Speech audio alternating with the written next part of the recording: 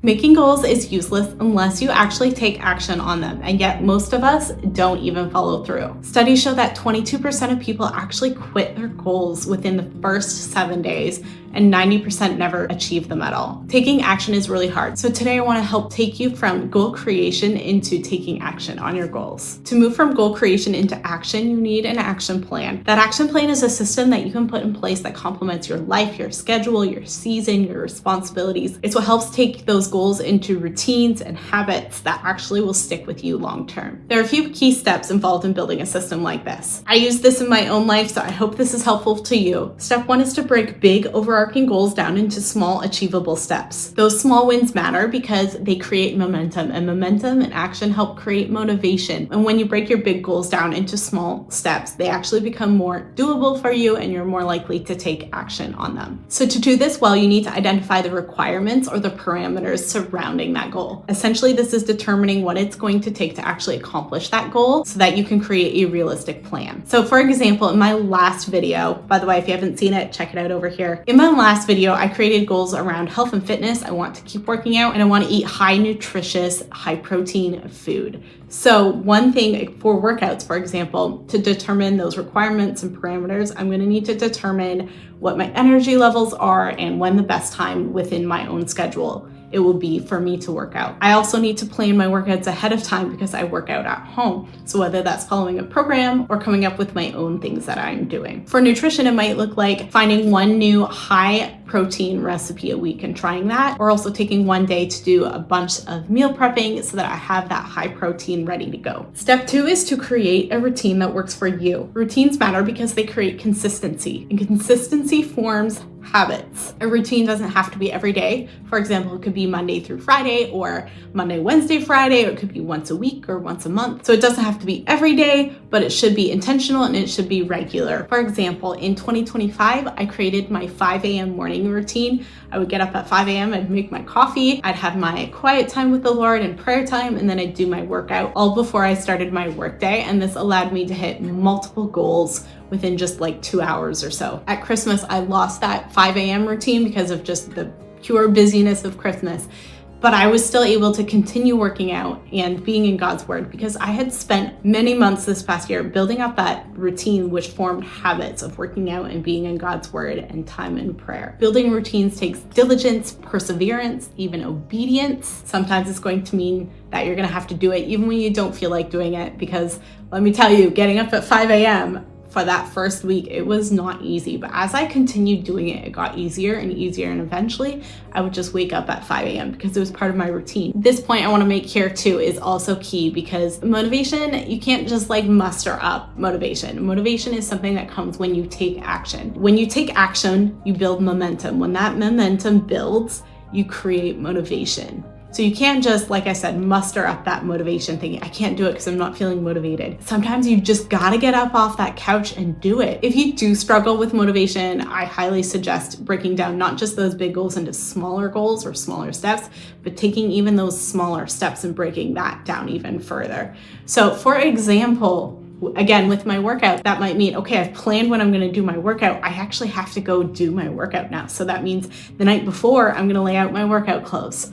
Or I'm just gonna start by putting my workout clothes and doing a warm up. Even if I don't get to the workout, if I just do it for 5 minutes or 10 minutes, or do whatever task it is for 20 minutes, chances are you're gonna feel more motivated as soon after you start and you're not actually gonna quit. Step 3 is accountability. This is really important if you do struggle with motivation, but even if you are intrinsically motivated, I'm very intrinsically motivated, it is still important to have accountability because it's so easy to get off track when we don't have accountability. For example, my friend Grace and I check in with each other every Wednesday for business things that we're both doing. And my discipler, Joy Lynn, we check in with each other every other week or whenever we're meeting, sometimes sooner than that if it's needed as well. I have some other things that I want you to keep in mind as well. First, celebrate the wins that you have. If you got your workout clothes on and you worked out for 10 minutes, celebrate that win. Also be realistic in your goals. You're not gonna lose 100 pounds in 3 months.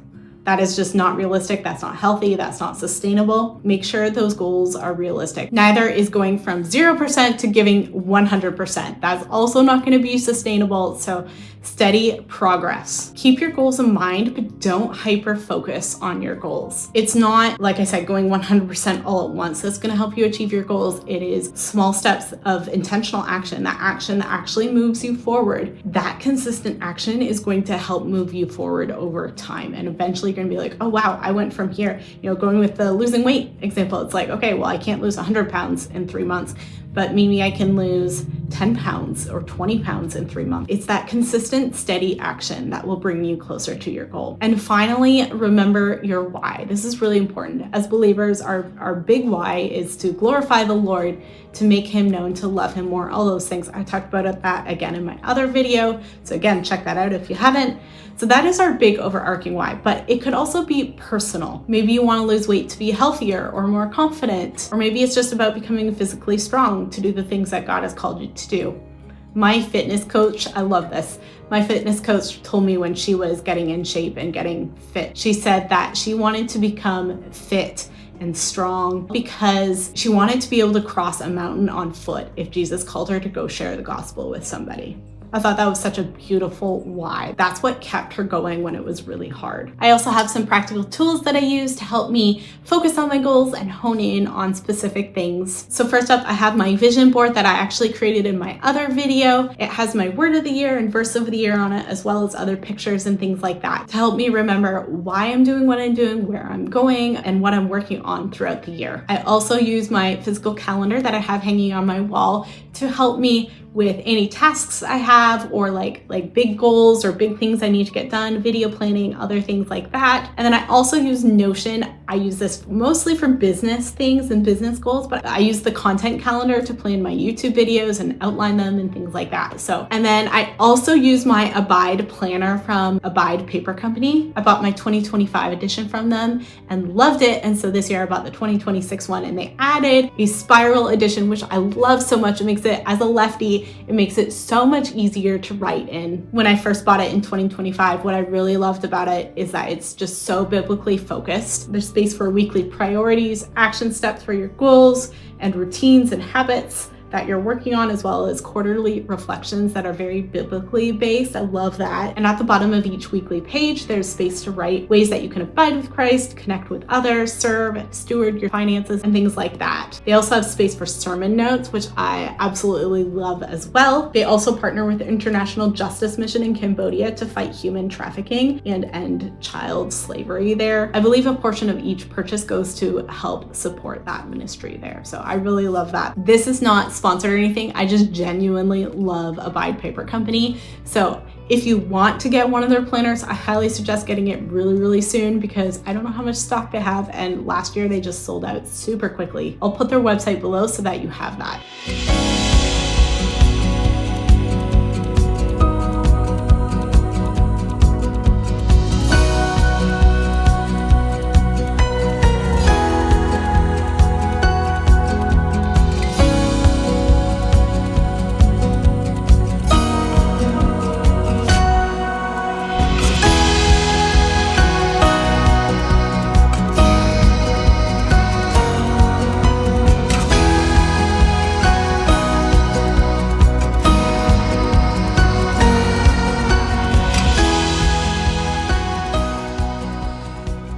As we start 2026, remember that faithfulness is built in ordinary, everyday, consistent obedience. Do the work that God has given you today. Take action, even if it's small. Trust that your labor, when done as unto the Lord, is never wasted, and that God is working far beyond what you can see. Thank you for watching. Bye, friends.